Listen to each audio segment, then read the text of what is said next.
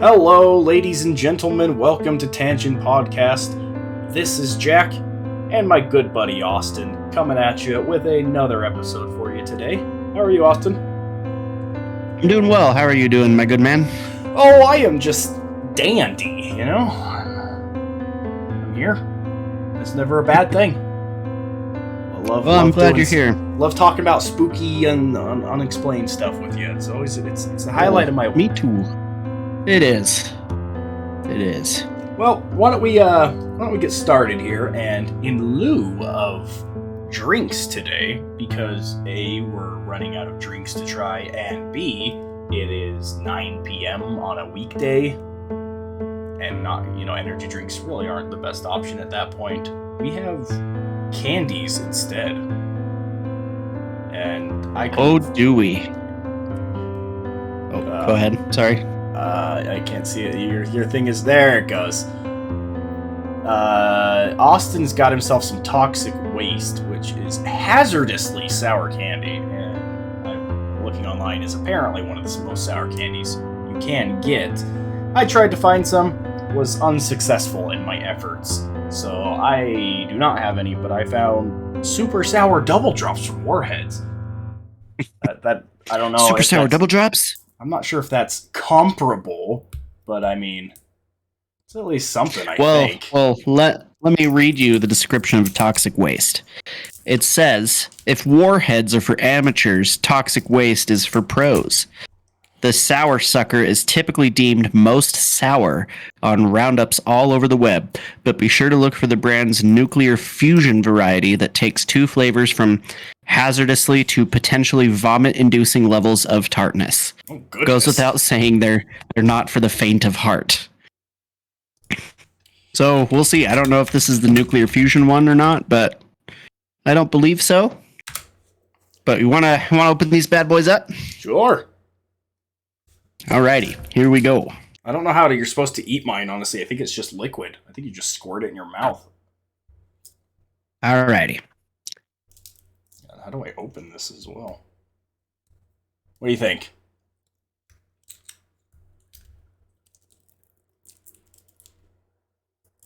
Not that sour? No. That's disappointing. That is like so not sour in the least bit. Really? Let me try the lemon one. Let's see. Do I just squirt this like that? Whoa. It's a little sour. I wouldn't go super sour, but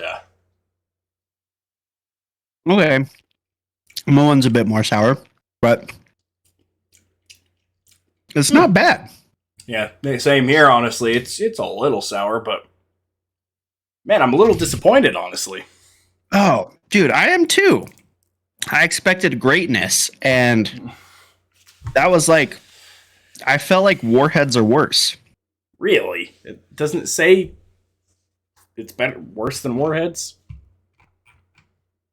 Yeah, I don't know. Weird. Well, sorry that's not more entertaining for you folks at home, but unfortunately, I guess Austin just has sour Maybe I have a dead steel. tongue. I don't know. Yeah, I don't know. That was. I'll have to look for the nuclear sludge one or whatever, the nuclear fusion one, because that was lame. Yeah. Okay. I'll order the nuclear fusion one, and I'll get it here. All right, maybe I should too. Anyway, we'll talk about that later. All right, let's get started with keep going into the episode. You want to go some space news, or are we not doing space news today? We can do some space news. I'll get it going for us. All right. So this one's crazy. The Earth's core has, get this, stopped, and it may be reversing direction. Sounds horrifying. The inner core of the Earth has apparently recently stopped spinning, and now may be reversing the direction of its rotation. And they found this by like using seismic waves from earthquakes to detect how the core was moving. And apparently the Earth's center pauses and reverses direction about every 60 to 70 years. Oh, really? And they think that this may be linked to some of the geological phenomena and climate mysteries that they've been trying to figure out for a while that happen on a similar time frame and that have a big effect on the planet. So that is possibly causing some issues with the climate, potentially climate change or other negative effects on the Earth. So interesting. Apparently the inner core is a solid metal ball, and it's about 3/4 the size of the moon, and it can just kind of spin on its own compared to how the planet is spinning. So it doesn't change the direction of how the planet spins. It's just that core.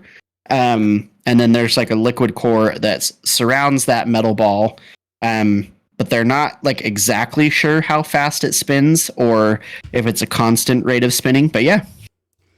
So about 3,000 miles below our feet is the core. Good to know. Disturbing, but yep, nothing we can do about it. Yeah, I don't know how big of an effect it's really having, but yeah.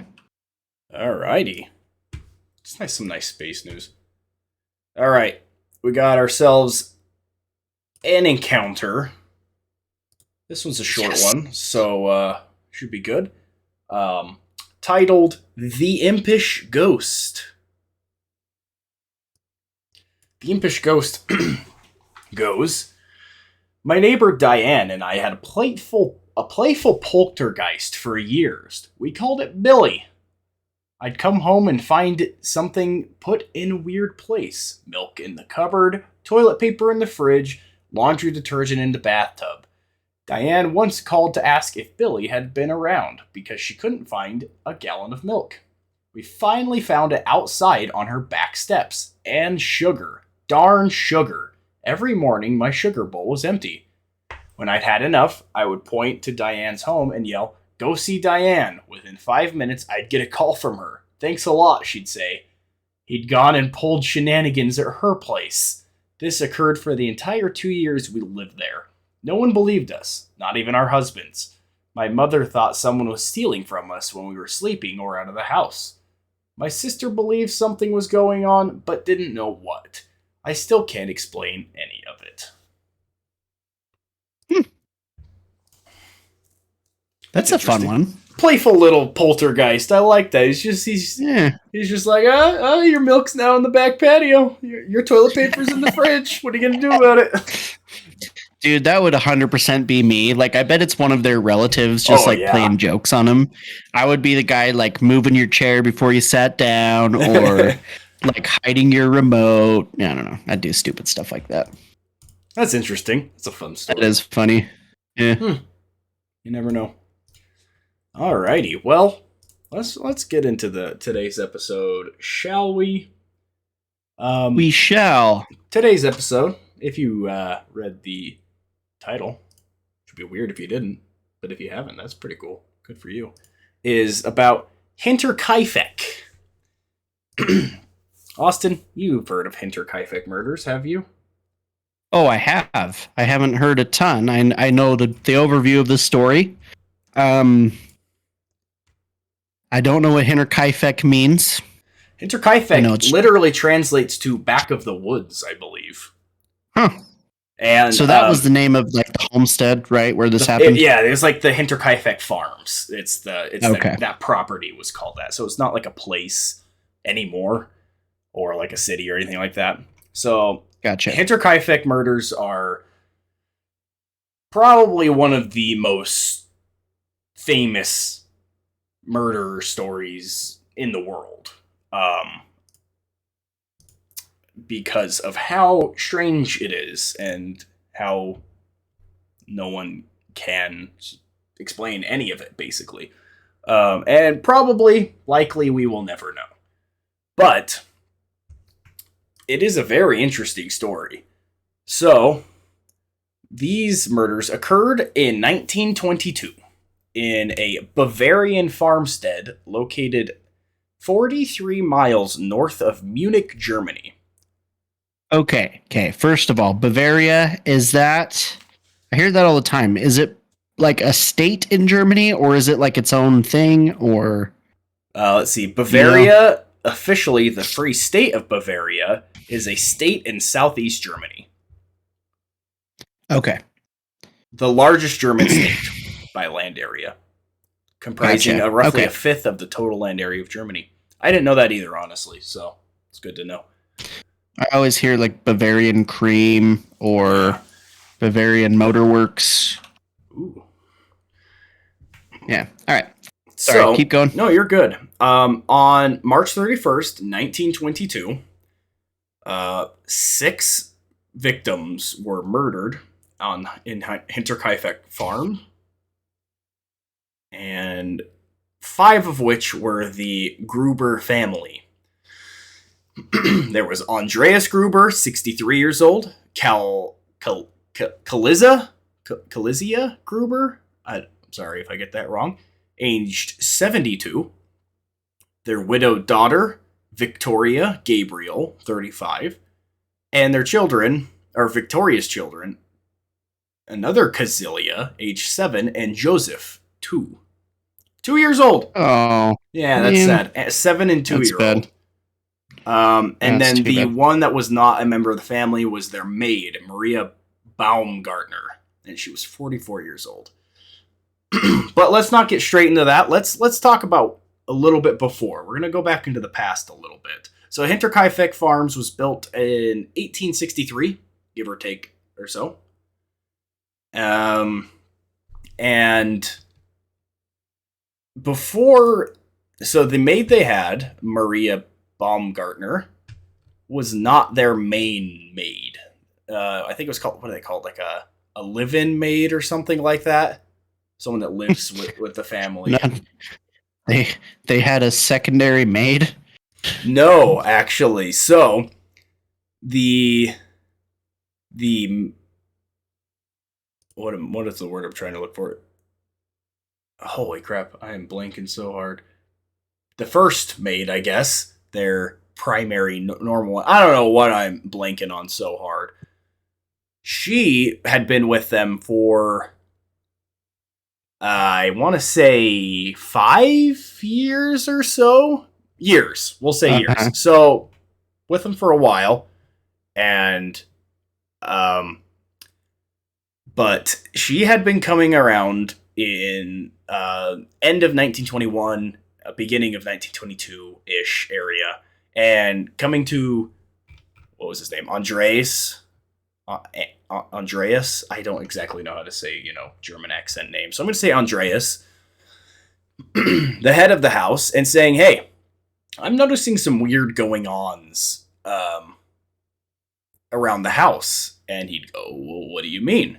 And she said, let's see, that she heard strange sounds in the attic and believed the house to be haunted.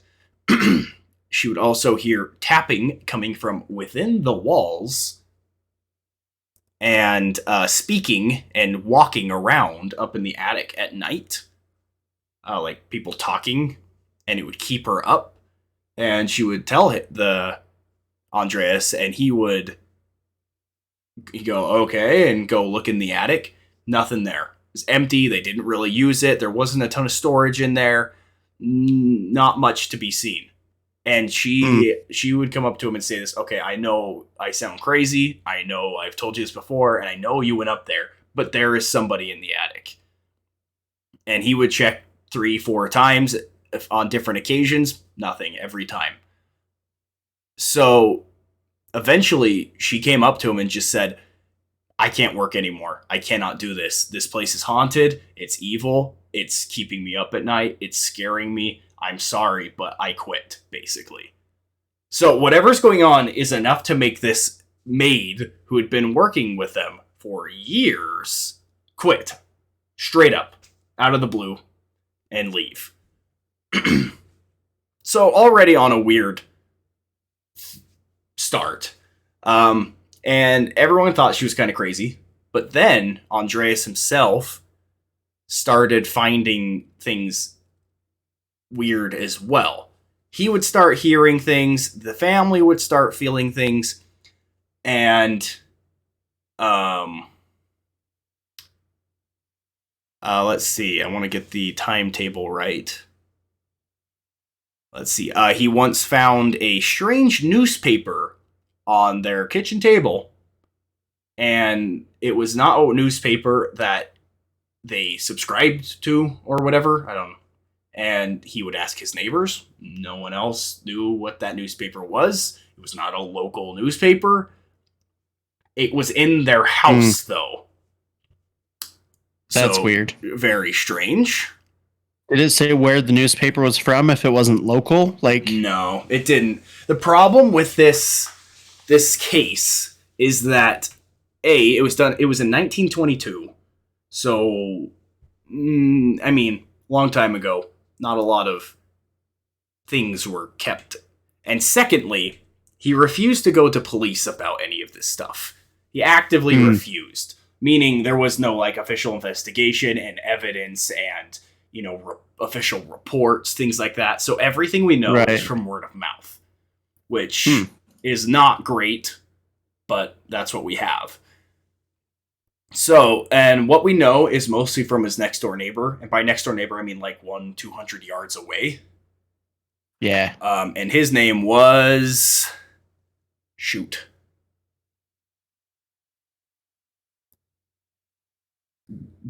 I can't find it. There's Lederhosen von Lederhosen. Lorenz Schlittenbauer.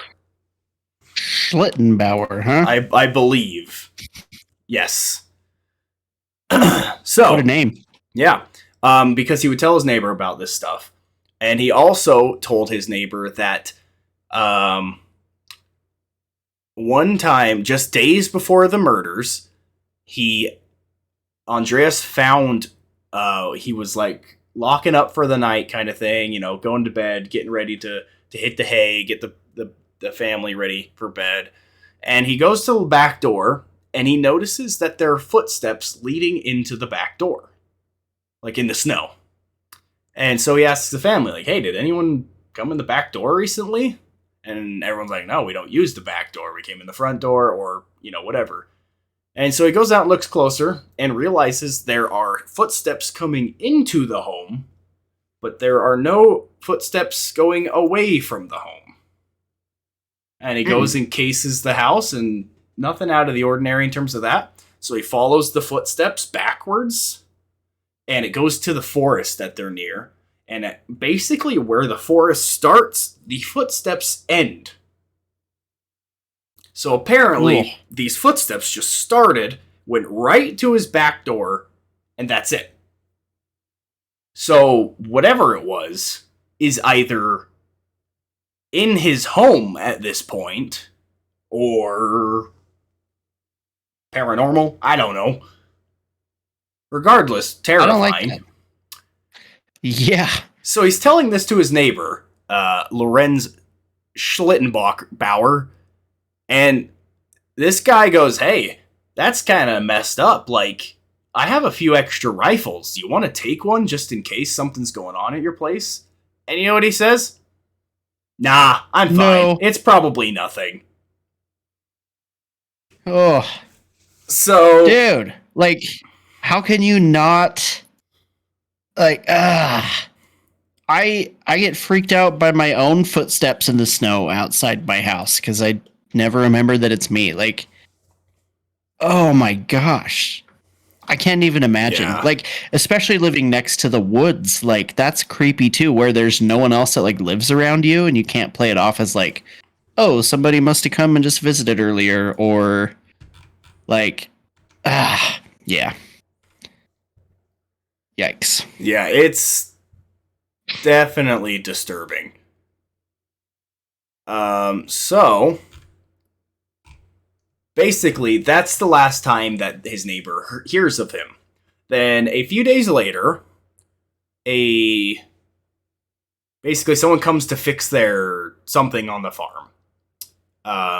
And he tries to get a hold of the family. No one's there. He goes, okay, whatever. Fixes it. Then goes and tells the neighbor, hey, can you let them know that I was here and that I fixed it and it's working fine? And he goes, yeah, sure. But then he goes, that's weird that they haven't, been out. So he goes over and finding the home's front door unlocked, him and it looks like he took some of his sons, I believe. They head and look around, can't find anything. Oh, sorry. I missed a big old paragraph of my notes. So this man who is fixing a feeding trough or something like that, I'm not sure. It doesn't matter. He's fixing farm equipment. He notices when he's knocking on the doors and whatever, a dog is barking on the inside and that lights are on. And it's like, all right, weird. They should be answering. It looks like they're home kind of thing. But no, he goes back to the back door, does the same thing, nothing. And then goes and fixes the thing. But on his way back, he notices that the dog is actually outside and chained up. Like on a lead kind of thing, So, dog's outside now and was previously inside. So he goes, oh, okay, now they're home. Knocks on the door, nothing. But still lights are on and all that stuff. So, when they find that the home is locked, the neighbor, they go, okay, well, let's go check out the barn. They head to the barn, and in the corner of the barn, underneath hay, there are 4 bodies, I think. Ugh. Yeah, 4 bodies underneath hay, just dead. Blood everywhere. Craziness. And it's obvious that they were all dead because of blows to the head. And then they stacked the bodies on top of each other and then, covered by a board and some hay. And obviously they get the police involved. And they break open into the house, go and look around, and they find Maria, the maid, and Joseph, I don't know how it's pronounced in that language, in their beds. And Joseph's a 2-year-old, remember, dead. Oh my goodness. Bludgeoned to death in their beds. But here's where things get a little interesting. They were able to say with pretty relative certainty that they'd been dead for 5 or so days, and that they were pretty dang sure that the murders happened on March 31st. Now, when the guy came over, it was April 4th. So March 31st and 1st, 2nd, 3rd, 4th, 4 days later. Okay. When they went in to the house, they said somebody has been here recently. There was some leftover burning ash in the fireplace. There was mail had been found on the inside of the home like from a few days recently. The farm had been upkept, the cows were milked, and things like that. So this person who apparently murdered them, or people, lived in the home for 5 days after killing them. It's messed up. Not only... Dude, why, and with 2 bodies as well. Well, how can you have the confidence to just be like, oh, no one will catch me, I'll just chill here for 5 days? Yep. Multiple neighbors said they claimed they saw smoke coming out of the chimney for days afterwards. And somebody had seemingly fed the family's livestock. That's crazy. That's disturbing. What in the world? Yeah. Were they trying to just steal the farm? Is that what it was? Anyway.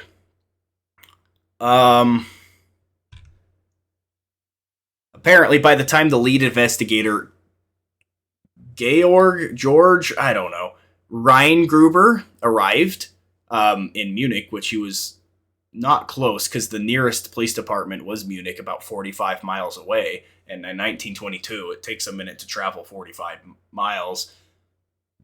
Apparently, by the time he got there, dozens of people had walked through the crime scene, destroying evidence and in the process compromising the police's investigation. So, I don't know, I guess people heard about it and wanted to come see or something like that. But Here, let's go see all these dead bodies in a barn. Seriously. But I don't know how they were able to tell, but they were able to tell that each of the people that died in the barn was lured in there one by one. So I had heard that, and I'd heard, so somehow they were, So whether it was like they heard a sound out there and each of them went out separately or something. I don't know how, but somehow they claimed that they were lured in individually, one at a time, killed, put in the corner, and then the next person would be lured in, killed, and put in the corner, and done that 4 times without anyone noticing, I guess. That's weird.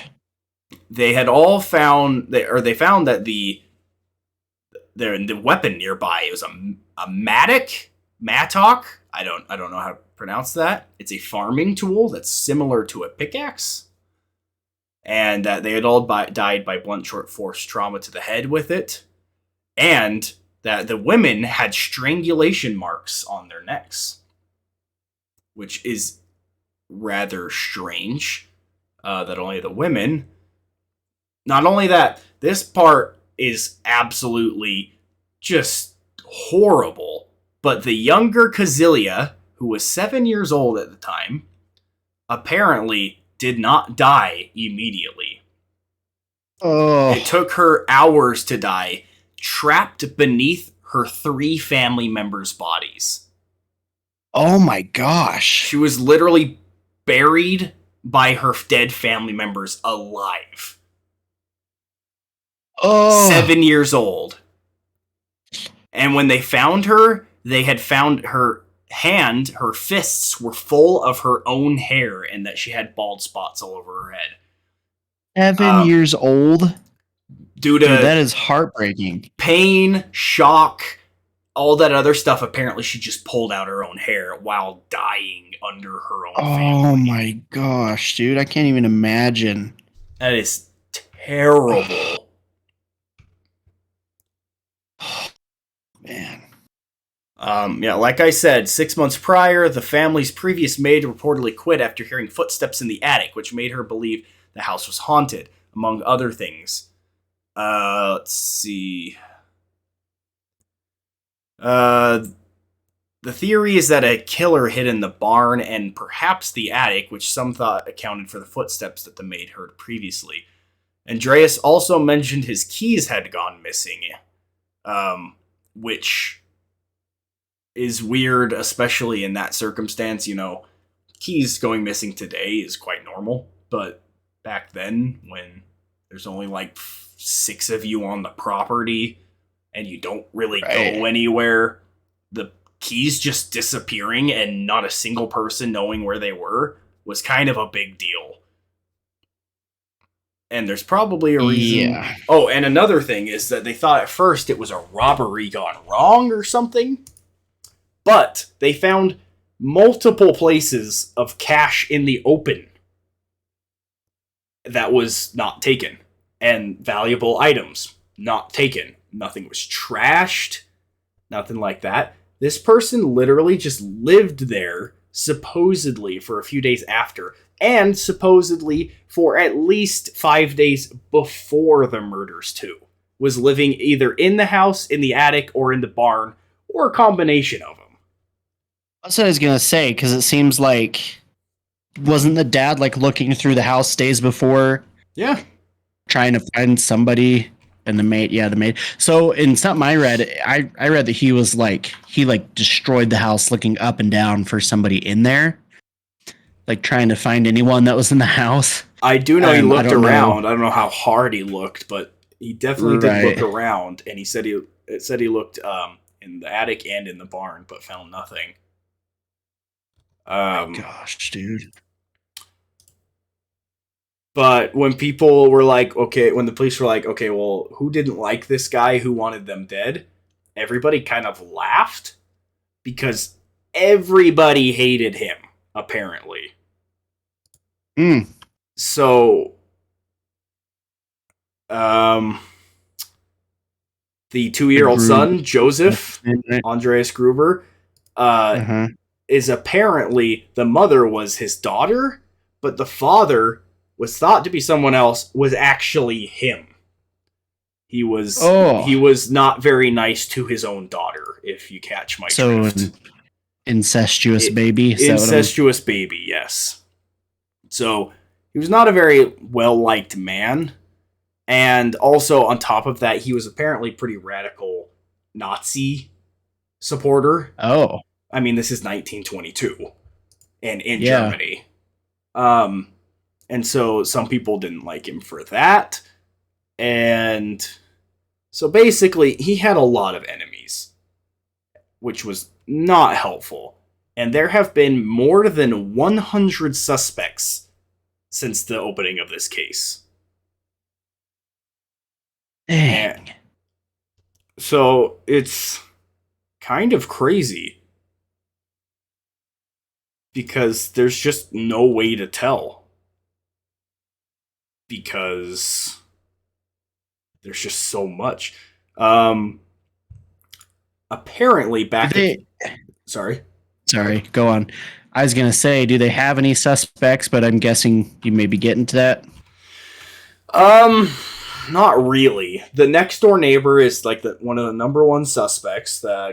Crap, I already forgot his name again. Jeez, let me scroll back up. Schlittenbauer or something? Yeah, something like that, yeah. Because he had, close immediate access to the farm. He had weapons. And I heard that the Matic that farming equipment used to do the murders apparently takes some knowledge to even, hold correctly. So a Matic, I've used one before. It's like a pickaxe where one of the ends is a pick, and then the other end is looks like a hoe or an axe almost, where it's like the one end is the pick, and on the other end it's like a sideways axe. If you know what I'm talking about. Let's see. I'm bringing up images of it now for the peoples to see. So it's something. I mean, it's kind of like. So basically, if you think of a classic pickaxe, with one end is a pick. The other end is like a blade, almost. Okay. And in having swung one many times, the balance of it is interesting because one side is a little bit heavier than the other. So it's like swinging any metal tool, like a sledgehammer or an axe or something like that. But this one is a little bit more the balance of it's interesting because that flat blade side is a little bit heavier than the pick side. So in my experience, that's how it was anyway. So I could see where they'd say that it would be a little bit different to swing one. Oh, yeah, but anybody could use that without problem. Right.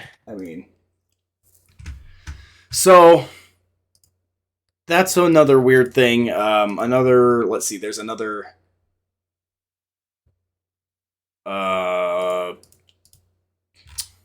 suspect. Jeez. Who was thought to be Victoria's husband, who is the daughter, that she was a widow because he died, but people are saying he didn't actually die. And when he learned that the kid wasn't actually his kid and that it was an incest baby, he got all sorts of upset. But that doesn't make sense why you would kill the girl and the kid as well. Yeah. Maybe if you're really messed up, but I feel like you just care about the dad and that's it, right? Yeah, that doesn't seem as likely to me. Maybe, but the reason why people think that is because it was claimed he died in World War I, but his body was never recovered. So there's no proof of his death, supposedly. So people think it was a revenge thing. He returned and murdered everybody. But claims also arose that Karl was sighted during World War II wearing Soviet Union military uniform. Interesting. But, Maybe he left Germany and was just pissed off and I don't know.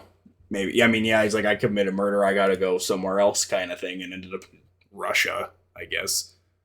But right. I don't know. And there's a few others. I mean, there's a lot others. Like I said, there are 100 suspects, over 100 suspects that were thought to be it. And what's interesting is they did an on-site autopsy, meaning they didn't take the bodies back. They did them right in the barn kind of thing.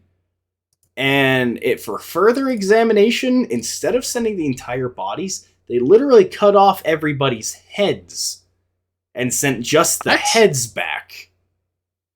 Why? I assume because that's where, I mean, everybody's bashed in the head, and that's where they're going to get all the information. It'd be a lot easier. I don't exactly know. But, I guess. And apparently the heads and skulls went missing and were never found, and they had to be buried without heads. That's weird. A little strange. How convenient that they went missing. Yeah. In 1999, an elderly woman contacted authorities claiming her former landlord admitted to having information about the Hinterkaifeck Murders. Officials investigated this tip and learned that the landlord supposedly made this claim in 1935. However, it was too late as he was no longer alive. Did you say what his name was? I could probably find it. Maybe not. Yeah, I can't see off the top. Like, I'll just, really quick search, but it's probably out there. But in 2007, they actually reopened the case. But, because, they had, new techniques and, new technology and stuff like that. So students at, Fürstenfeldbruck Police Academy. Wow. Nice job. Thank you. That's way better than I would have done. Used modern techniques to investigate the unsolved case. The students ruled out all but one suspect as they believed committed the murders in the Hinterkaifeck farm. However, the suspected killer was dead, so they did not publicly name the person they believed was responsible for the massacre out of respect for the suspect's living relatives and the victim's memory. And then they just closed it again right after that. So interesting. We don't know anything, is basically how that went. To another actually suspect that I forgot to write down, but I just remembered, is that there was I want to say a mental institution or something of the sort nearby, and by nearby I mean like within 100 miles or something like that. And apparently like a week or two before the killings or something like that, I don't remember exactly the time frame, but recent before the killings, an inmate who was apparently crazy had escaped and was believed to be in that area. So that is another thing, is they think it's just some crazy dude that just wandered in, just killed everyone, and went, this will be a nice place to live. And then as soon as somebody came and knocked on the door, he freaked out and ran. But this is one of the most gruesome and disturbing murder stories I've ever seen. Well, completely unsolved, too. Like, that's the weird part about it. There's, no information. None. Basically none. Dude, that's crazy. I had heard about it, but I had no idea, the extent of it. Let's see. Sorry, keep going. No, that's pretty much everything. I just want to make sure I didn't miss anything. I'm rereading through everything, but I think we got everything. But it's just crazy how they killed 6 people. You did mention that it was the new maid's first day, right? Working for the family. Oh, I didn't. Yeah, no, it was, I think, her second day. I think she arrived the day before, and that day was her first working day. And died. That's That some sucks. horrible luck right there. Yeah. Oh, let's see here. I did miss this. They found that bodies were moved around, items were moved around, and even cooked and eaten meals in the kitchen. That's another thing I forgot to mention. Huh.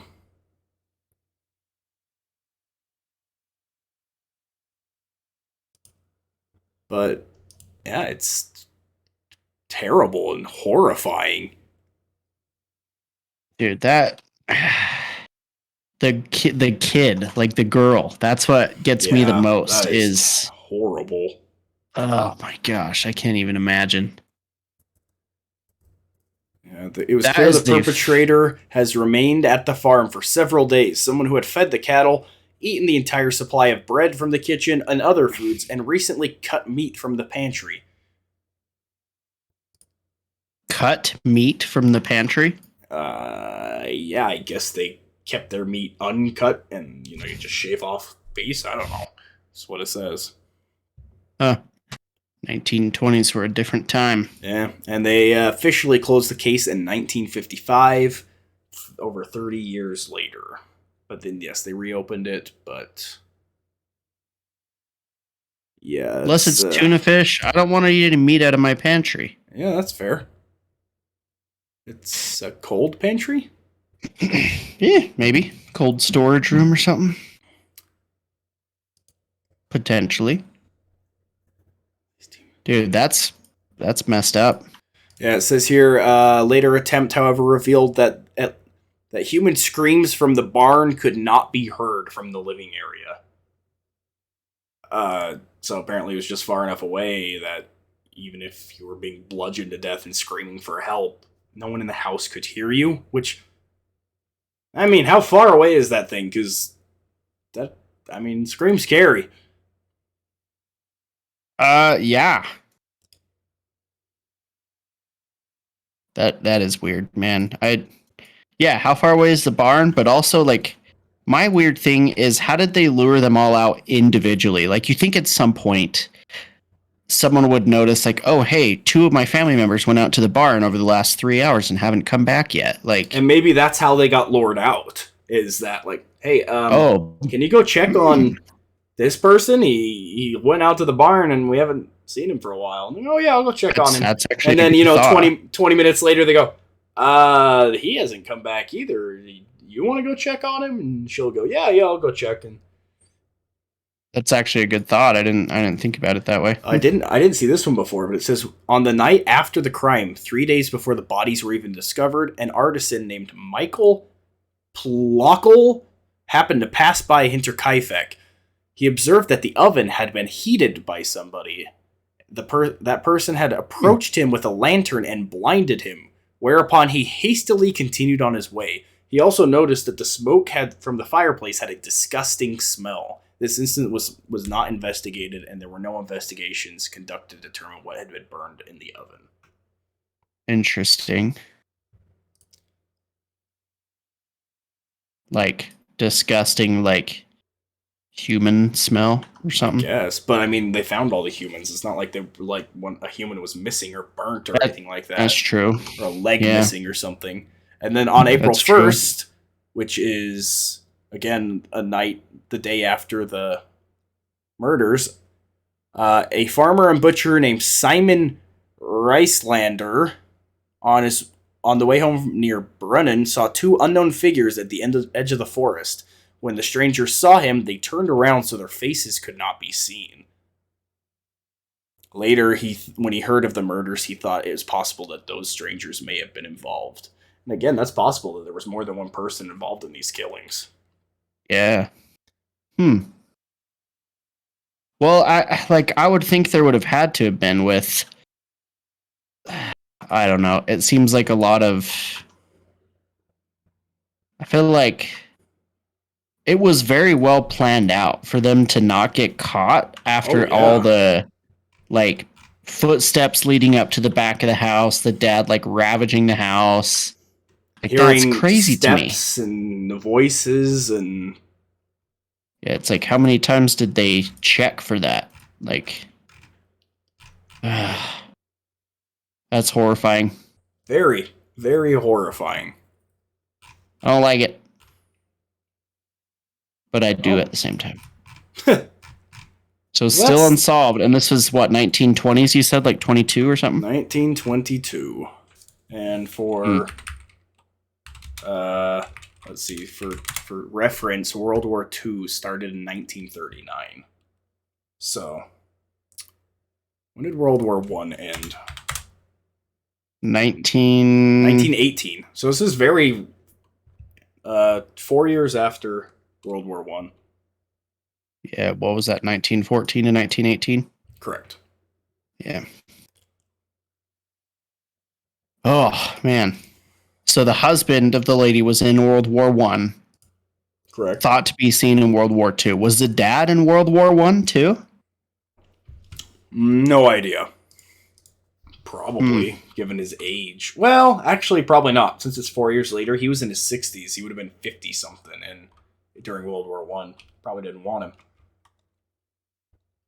That's true. Probably didn't take people over like 35 or 40 or something like that. I don't know. Yeah, I don't know what the standard was back then. Also, this is Germany, not anything I'm familiar with. True. Well, what do you think? Who did it, Austin? I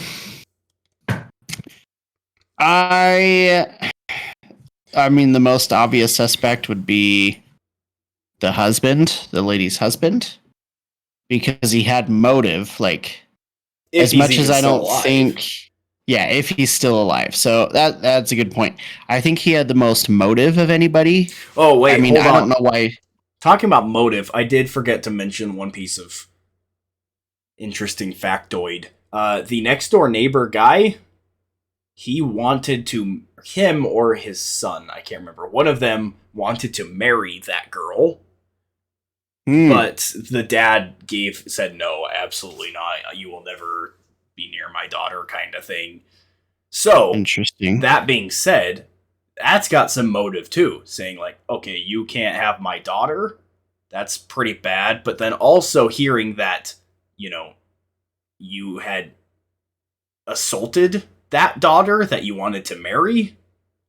Yeah. But then again, why would you end up murdering that girl and the kids too? A 7 and 2-year-old.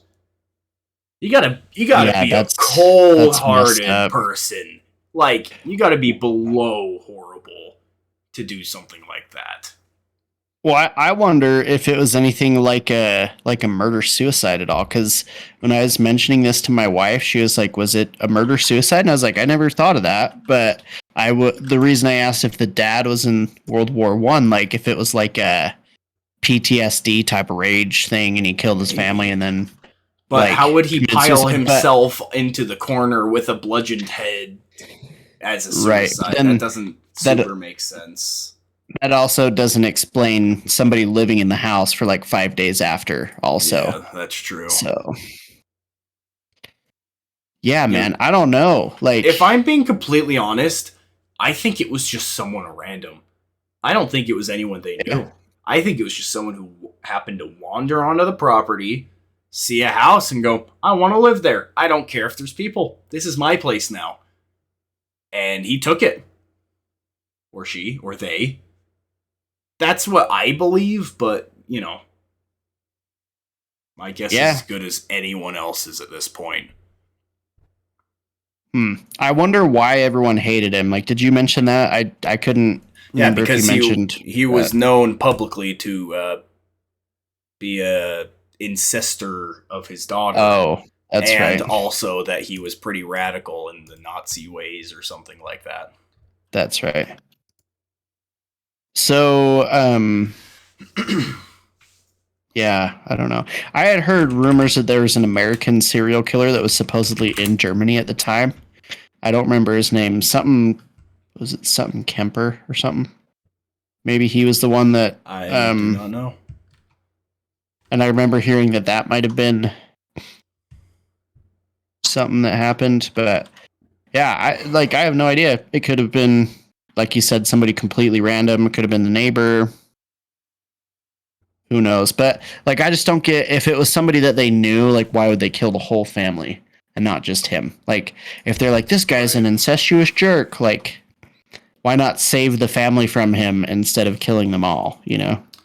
Yeah, it kind of doesn't feel like there was one specific target. It was just, you know, wrong place, wrong time type of thing. Yeah, that's a sad one. And I hope someday, like, it does seem like there are more and more crimes that they can, like, get DNA evidence for after the fact and, like, years later and somehow solve. So I hope that someday there's, like, justice that comes from this. But it doesn't seem like you said they're buried without heads. Yeah, plus, the crime scene was apparently just tainted beyond belief by the time that the police got there. And it was a small town at the time, so they didn't have much. So they didn't, like, collect any evidence or anything like that. So it's also, like... Sorry, go on. I was just going to say the likelihood of this being solved, just I feel like it's getting smaller and smaller instead of bigger and bigger with technology. That's true. Yeah, it's also, like, if he lived there for 5 days, or she... then he would have had lots of time to clean stuff up or like get rid of evidence or whatever. Also, yeah, that's another reason I don't think it was like the neighbor, because like his own family would have noticed that he was, gone for most of the days, living in the other place. I think that would have been pretty obvious. Also, like, what do they define as living? Was it like, oh, one time today I saw smoke coming from the chimney, and so they're living there? Because he could have easily gone and made it look like somebody was living there so that it took the heat off of the suspicion. Like, oh, they're alive, they're fine. Let's not go check their house for murder. Like, maybe. I don't know. But he would have had the most easy access to the house, like living right there. That's true. And if he lives on a farm, like maybe his family doesn't find it suspicious that he's out all day. Like, oh, he's just out working on the farm or doing something. Like, yeah, I don't know. But I do feel like a family member, like the son-in-law, like the husband guy, maybe would have been comfortable enough to stay in the home. Like, or if it was the dad that did murder-suicide, which after what you said, I don't find that likely, but like somebody that was close to the family that could have had access to the home and was comfortable living there. I don't know. I do not know, and I don't think I ever will. So they've actually made some movies on it. Oh, really? There's a documentary film called Hinterkaifeck Symbols des Unheimlichen. Very German. It was made in 1981. And another one in 1991 called Hinterkaifeck Deutschlands. Oh, jeez. Geheimnisvollster Mordfall. Perfect enunciation. Beautiful. Yep. Love it. But well, regardless, it is a riveting case. I love stuff. I mean, obviously it's terribly sad, but also very interesting to look into. Quite. If you know anything about this, please let us know. Or there's really not much to know about this, I guess. Let's see. If you've seen any of those movies, that'd be neat. You think any of our viewers know anything about this? Yeah, one of our listeners was the killer. I think we do have some listeners in Germany, if I remember right. Uh-oh. We're on to you. But yeah. Another reason it's harder to solve is because they demolished the place about 6 months after. And rebuilt stuff over it. Because apparently they had no will. and all of the family was dead. So there was like no living family nearby to give it to. So they just demolished it and rebuilt stuff on it. So yeah, and that has been apparently difficult to, like, you can't go back and look. Okay, so if the thing was here and this was here, and, Yeah. kind of thing, like it's almost impossible to tell because there's also no like blueprints or landscape maps, whatever you call those things. So Yeah. darn. Well, thanks for sharing your wealth of knowledge about this case with us. You're so welcome. Yeah, that's a fun one. Well, I say fun, but you know what I mean. Like, I know what you mean. It's an interesting one. And yeah, if you guys have any other cases you want us to cover like this, please let us know. I love doing the true crime type stuff. I think it's interesting. And yeah, reach out to us. You can reach out to us through voice messages on our anchor.fm page, anchor.fm/tangent podcast. Is that right? That is correct. So you can leave us messages there. You can reach out on the social media or through email, and we would love to hear from you guys. So please let us know if there's any cases that you're dying to hear about, and we would love to dig into them with you. Or even if you just want to say, like, questions or comments or concerns, anything like that. We'd love to hear from you for literally anything. Yep. Well, thank you, and we will be back with you guys next week. All right. You guys have yourselves a wonderful week, and try not to miss us too bad. We'll see ya.